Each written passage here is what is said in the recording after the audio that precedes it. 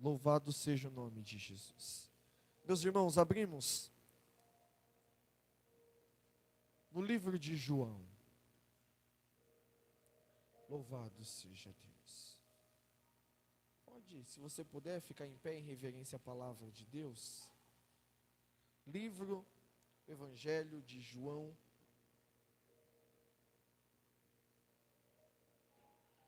O capítulo de número 4. João,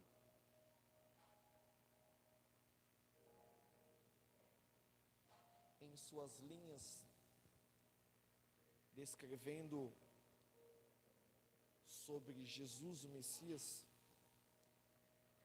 no capítulo de número 1, não abre, permanece no 4. Ele começa a demonstrar sobre aquilo que representava a pessoa de Jesus. Ele vai dizer: no princípio era Verbo, e o Verbo estava com Deus, e o Verbo era Deus. Ele começa a dizer acerca de Jesus, e ele vai dizer que todas as coisas foram feitas por meio de Jesus. E se não fosse por meio dele, nada do que foi feito se faria. E ele vai dizer que houve um homem enviado de Deus, cujo nome era João. Então João começa a escrever o seu evangelho. E aí João, no capítulo de número 4, verso de número 1, João ele começa a narrar um fato que ficaria marcado em toda a época, em todas as gerações, e que seria pregado até os dias de hoje, 2025 depois de Cristo. Então João começa a dizer assim: e quando o Senhor veio a saber que os fariseus tinham ouvido que Jesus fazia e batizava mais discípulos do que João, entre aspas, ainda que Jesus mesmo não batizava, senão os seus discípulos, fecha aspas, deixou a Judéia, foi outra vez para a Galileia. Preste atenção, e era necessário passar por Samaria. Foi, pois, a uma cidade de Samaria chamada Sicar, junto da herdade que Jacó tinha dado ao seu filho José. E estava ali a fonte de Jacó. Jesus, pois, cansado do caminho, assentou-se assim, junto da fonte. E era isso por volta de meio-dia, hora sexta, meio-dia. E veio uma mulher de Samaria tirar água. Disse-lhe Jesus: dar-me de beber. Porque os seus discípulos tinham ido à cidade comprar comida. Disse-lhe, pois, a mulher, samaritana: como sendo tu judeu, me pede de beber a mim? Sou uma mulher. Porque os judeus não tinham costume de se comunicar com os samaritanos. Então Jesus respondeu e disse-lhe: se tu conhecer o dom de Deus, e quem é que te diz dar-me de beber? Tu lhe pedirias água, e ele lhe daria água viva. Disse a mulher: Senhor, tu não tens com que tirar, porque o poço é fundo. Onde, pois, tem água viva? És tu maior do que o nosso pai Jacó, que nos deu deste poço, bebendo ele próprio, ele e seus filhos e todo o seu gado? Jesus respondeu e disse-lhe: qualquer que beber desta água, tornará a ter sede. Mas aquele que beber da água que eu lhe der, nunca terá sede. Porque a água em que eu lhe der, se fará nele uma fonte de água, e jorrará para a vida eterna. Então disse a mulher: Senhor, dar-me desta água, para que eu não tenha mais sede, também não venha mais aqui ter que tirar. Disse Senhor Jesus: vai, chama o teu marido e volte para cá. A mulher respondeu dizendo: não tenho marido. Disse Jesus: disse bem, porque não tem marido, já tiveste 5, e agora o que você tem também não é teu. Pois bem, isso você disse com verdade. Então disse a mulher: vejo que o Senhor é profeta. Até aí.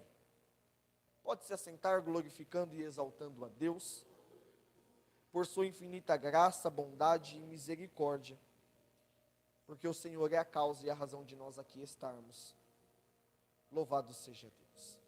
Meus irmãos, este texto, descrito no livro de João, no seu capítulo de número 4 em especial, não vai relatar no livro de Mateus, não vai relatar no livro de Lucas, não vai relatar no livro de Marcos, mas vai dizer em especial e exclusivo em João, dizendo que Jesus agora está indo em direção a Galileia, e Jesus olha para o percurso e sente a necessidade de passar por Samaria. Aqui existem alguns dotes religiosos, a qual nós conhecemos, das quais os judeus não se comunicavam, não estavam junto com os samaritanos por conta de divergências, por conta de tradições, por conta de religiosidade. Então vai dizer que eles estão caminhando e perto do meio-dia, João vai dizer que Jesus e os seus discípulos agora se dividem. Os seus discípulos vão até a cidade. Jesus aparenta estar com fome, estar com sede. E Jesus chega em um poço, a herdade de Jacó. E vai dizer que enquanto os discípulos foram à cidade comprar algo para comer e para beber, Jesus está sentado de frente a um poço. Jesus não tarda em seu compromisso, não tarda nos seus encontros, e vai dizer que perto da meio-dia, vem uma mulher, ela está com um cântaro, está com algumas ferramentas, debaixo de um sol escaldante, ela começa a se preparar para pegar um pouco de água, então Jesus olha e diz: dar-me de beber. E quando aquela mulher observa, vendo que Jesus não era samaritano, senão um judeu, ela logo responde: mas por que você me pede água? Será que você não sabe dos costumes que acontecem por aqui? Aonde um homem não pode se comunicar diretamente com uma mulher, sendo você ainda judeu, e eu samaritano, você me pede água? Ou seja, ela está olhando para Jesus e está dizendo: você está colocando muita coisa em risco. Primeiro, você não pode se comunicar comigo porque eu sou uma mulher. Segundo, você está quebrando muitos princípios de religiosidade. Somos diferentes um do outro. E você está me pedindo água?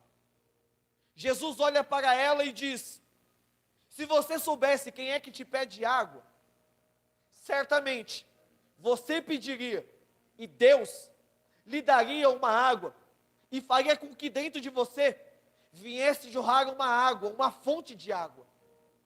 Então a mulher começa a olhar para Jesus e diz: mas como você pode me dar água? Você nem tem com que pegar. Entenda que neste capítulo existem dois poços. O primeiro é o poço de Jacó, que contém um H2O, e o segundo poço tem nome: Jesus, aquele que tem água que leva para a vida eterna. A mulher se preparou para ir sobre a herdade de Jacó, pastor Williams, porque ela tinha sede. Ela pegou as ferramentas e foi até o lugar porque ela sabia que tinha água. Mas o que ela não sabia, que por meio desta caminhada, indo até a cidade de Sicar, entrando ali no poço, ela não levaria água de H2O, mas ela levaria o nome de Jesus para dentro da cidade. Existem algumas coisas que nós precisamos observar aqui. Primeiro, os discípulos saem e entram dentro da cidade. Jesus fica sozinho na beira do poço. Jesus agora começa a ter um diálogo com a mulher. E Jesus começa a olhar para ele e dizer: você não me conhece. Porque se você me conhecesse, você me pediria água. Então a mulher vai dizer: mas como que você pode dar água se você nem tem ferramenta para tirar do poço? És tu maior do que o nosso pai Jacó? Ela começa a colocar em pauta muitas coisas sobre a sua religião, sobre aquilo que ela acreditava. Mas ela mal sabia quem era que estava falando com ela. Existem momentos na vida, irmãos, que nós se deparamos em uma situação como essa. Se preparamos para algo, mas quando nós estamos indo em direção àquilo que planejamos fazer, alguma coisa sai do controle. Algo sai daquilo que vemos como natural. Porque aquela mulher, ela foi até o poço porque ela sabia que tinha água, sim ou não? Então ela faz o quê? Pega a sua ferramenta, pega o seu cântaro, o seu balde, a sua vasilha, a sua panela, pega a sua corda, porque ela sabia que tinha água. Só que ela não esperava que naquele dia a sua história seria marcada, porque ela teria um encontro com Jesus. Então veja, que quando Jesus começa a dialogar com ela, ela começa a se interessar pelo que Jesus está dizendo, e aí já não entra mais protocolo de religiosidade. Então ela diz: Senhor, faz o seguinte, me dá desta água, porque o que o Senhor disse é bom, eu não vou precisar mais vir aqui. Os estudiosos religiosos, formados entre a psicologia cristã, dentre outras coisas, eles afirmam com toda certeza que aquela mulher ia por volta do meio-dia, porque ela era uma mulher que não havia muita boa reputação. Então era um lugar onde o sol estava muito quente e ninguém ia no poço. Então ela, por motivo de vergonha daquilo que ela representava para a sociedade, ela ia quando não tinha ninguém, porque ela tinha certeza que ela não seria envergonhada. Só que o que ela não esperava era que naquele momento, naquela hora, por volta do meio-dia, o próprio Deus teria marcado um encontro com ela. E quando ela começa a pedir água, se interessa por o que Jesus está dizendo, Jesus diz: muito bem, então faz o seguinte, você quer beber dessa água que eu tenho? Quero. Então vai lá até a sua casa, chama o teu marido e volta aqui. Eu imagino, irmãos, que aquela mulher olha, conhecendo a sua história, sabendo quem ela era. Vamos conjecturar aqui. Ela está olhando para a sua situação, quem ela é e o que ela representa. E Jesus manda ela ir até em casa, chamar o marido dela e voltar. Ela diz: Senhor, eu não tenho marido, eu sou uma mulher solteira. Aí Jesus olha e diz: isso você disse com verdade. Porque você teve 5, está no 6º relacionamento, e agora, o que você tem também não é seu. Vamos conjecturar, fazer uma analogia.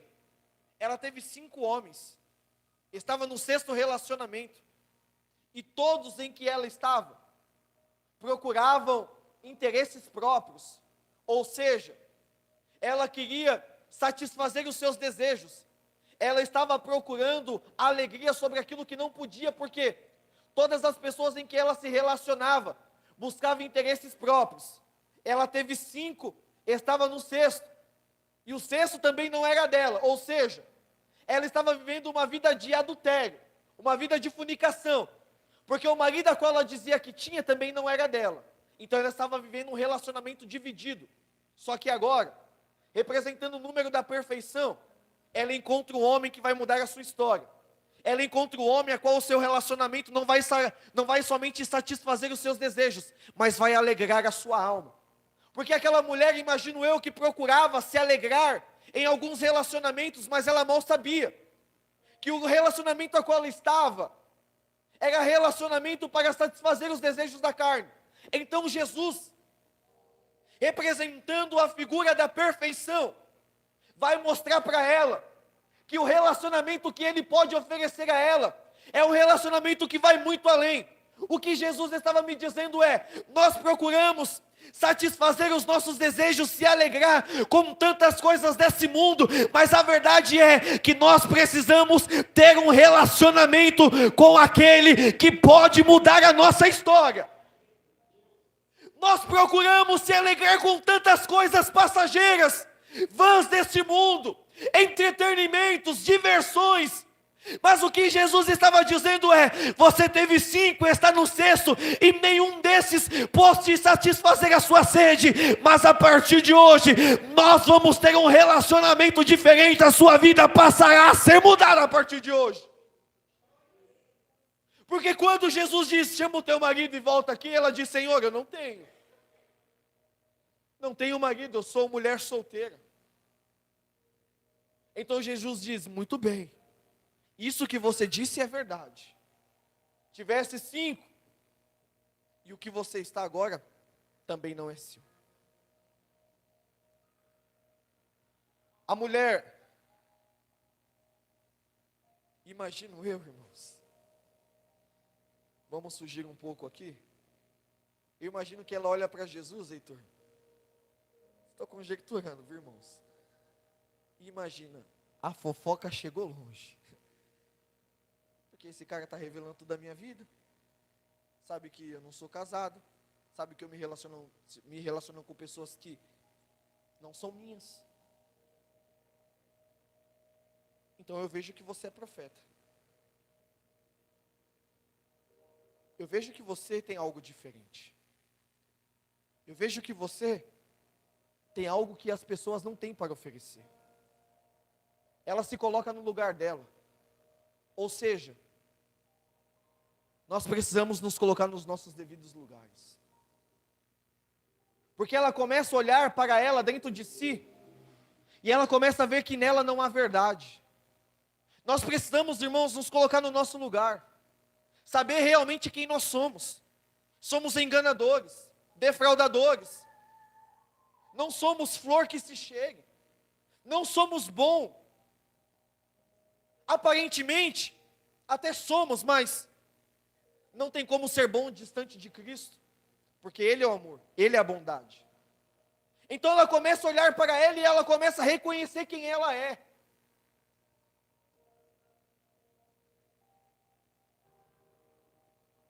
Então ela começa a dizer, Senhor, o Senhor é profeta. Porque o Senhor tem revelado tudo o que tem acontecido na minha vida. Mas os judeus começam a dizer que tem que adorar no monte. E os nossos pais dizem que nós temos que adorar aqui e agora. Estamos no meio de uma divergência. Aonde nós temos que adorar? Aí Jesus olha para ele e diz, mulher, deixa eu te dizer algo. Vocês adoram o que não sabem. Mas nós adoramos aquilo que nós sabemos. Os judeus sabem o que eles estão esperando. Mas eu te digo algo. A hora é agora. E importa que os verdadeiros adoradores adorem o Pai em espírito e em verdade, porque Ele está à procura de tais. Deus não está olhando para a sua religiosidade. Deus não está olhando se você é judeu, grego, se você... Não, Deus não está olhando para isso. Mas Ele está procurando verdadeiros adoradores, que adoram em espírito e em verdade. Jesus está dizendo, eu não me importo com o que você era, eu não me importo com o que você fazia, mas eu quero te dizer, Deus está procurando, e se você veio aqui para adorar, então assim beleza, Ele está procurando quem adora em espírito e em verdade. Então vai dizer que aquela mulher se depara em uma situação, e ela entra para dentro da cidade, ela larga tudo. Não é diferente neste aspecto, quando Jesus chama os primeiros discípulos no livro de no livro de Lucas, capítulo de número 5, dizendo sobre a pesca. Vai dizer que quando Jesus dá uma ordem, eles lançam as redes do outro lado, segundo a palavra de Jesus, colhem e pegam bastante peixes, e quando eles voltam para a beira da praia, se prostram diante de Jesus, e eles deixam tudo para o seguir. Então aquela mulher, ela veio com tantos princípios, mas quando ela teve um encontro com Cristo, tudo aquilo foi mudado. Eu quero dizer para você, que quando você tiver verdadeiramente um encontro com Cristo, você não passará mais a mentir. Você não passará mais a dizer coisas que você dizia, porque quem tem um encontro com Jesus, tem uma vida transformada, tem uma vida redimida, tem uma vida lavada pelo sangue de Jesus, porque é impossível ter um encontro com Jesus e continuar com certas condutas. Quem tem um encontro com Deus, tem a sua vida transformada. Aquela mulher larga tudo, pastor Jean. Ela entra para dentro da cidade. E os discípulos estão saindo de dentro da cidade. Eles chegam até Jesus com alimentos, com água. E a mulher deixa tudo lá, entra dentro da cidade, e ela faz o que muitos não fazem hoje. Ela começa a dizer: ei, tem alguém lá fora, perto do poço do nosso pai, da herdade de Jacó. E ele é diferente. Eu imagino que se fosse nós nos dias de hoje, olhando para uma pessoa que não tem reputação, que é mentirosa, que é fraudulenta, pessoa que faz tudo de errado, assim como aqueles homens olharam para ela e colocaram religiosidade acima de tudo, porque é impossível Deus falar com uma prostituta, é impossível Deus se relacionar com alguém que não tem caráter, que não tem boa conduta. Porque quando aquela mulher entra dentro da cidade e começa a anunciar, começa a evangelizar, ela começa a dizer: ei, tem alguém ali, ó, na entrada da cidade, e ele é o Messias, a quem nós tanto buscamos. Eu imagino que alguém está olhando para ela e está dizendo: mas como pode? E o que foi que ele te disse?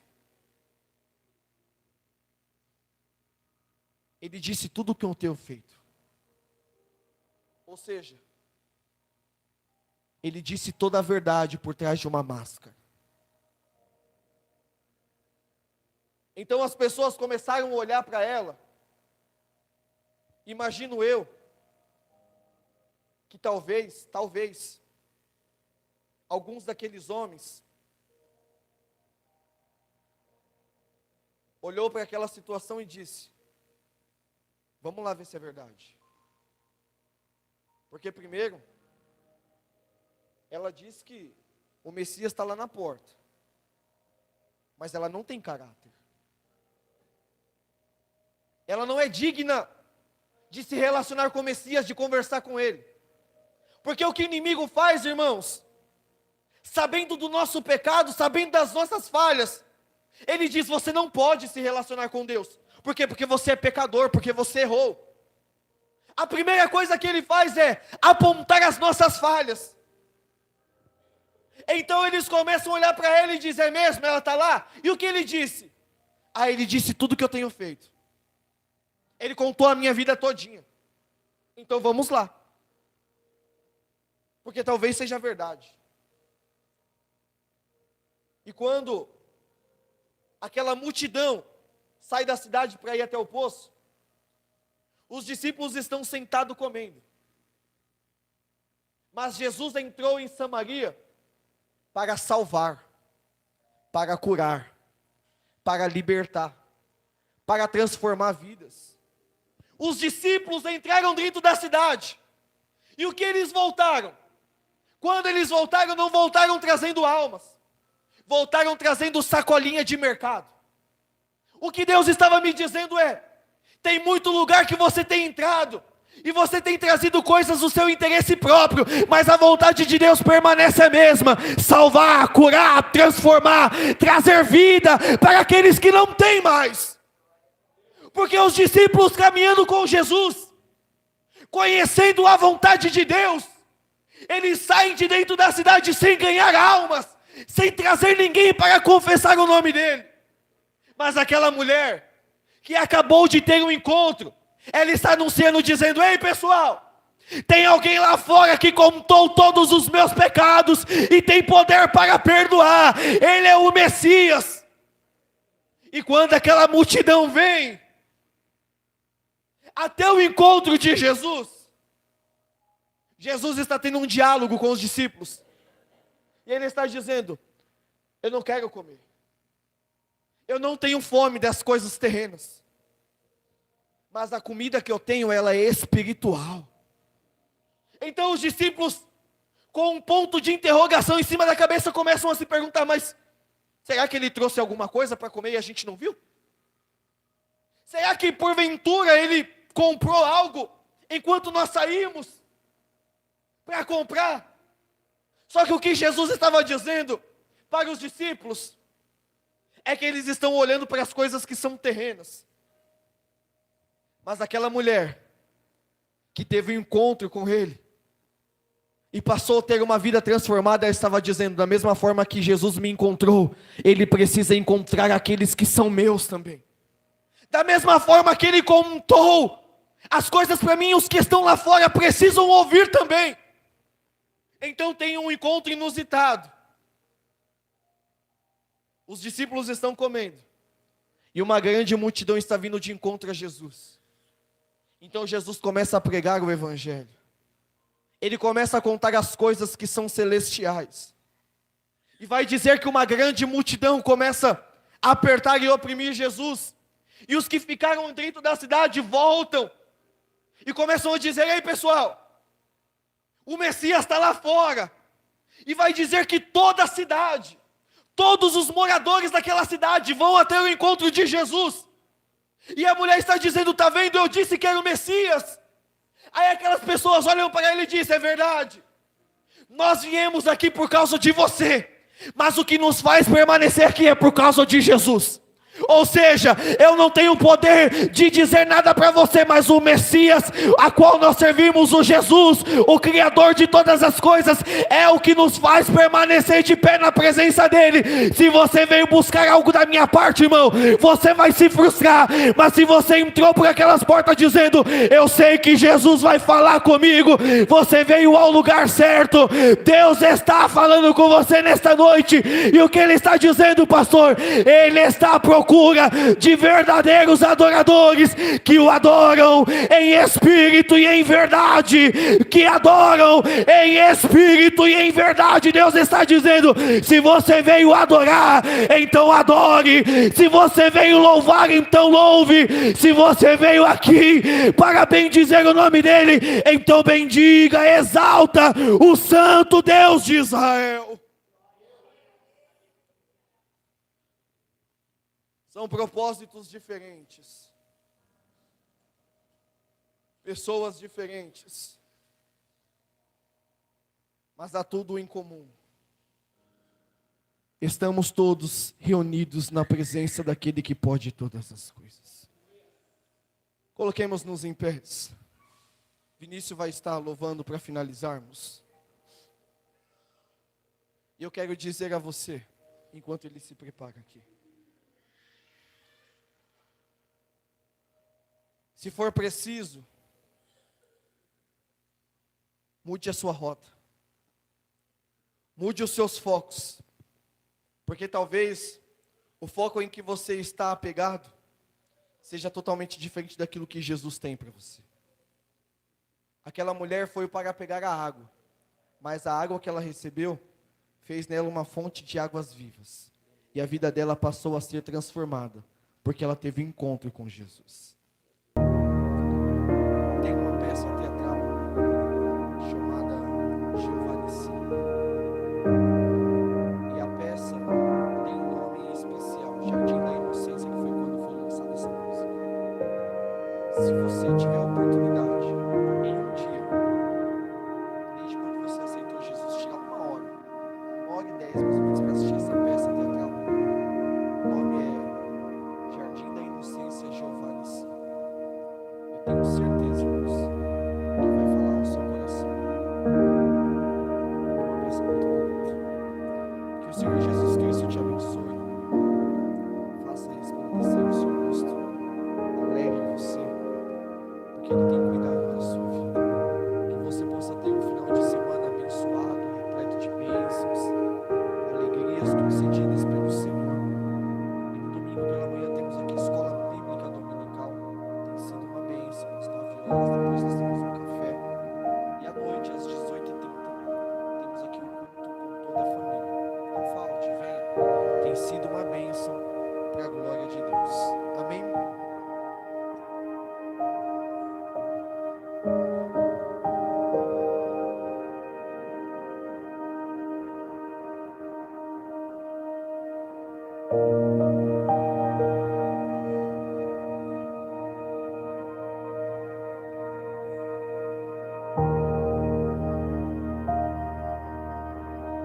Que o Senhor te abençoe. Estenda suas mãos. Que o grande amor de Deus,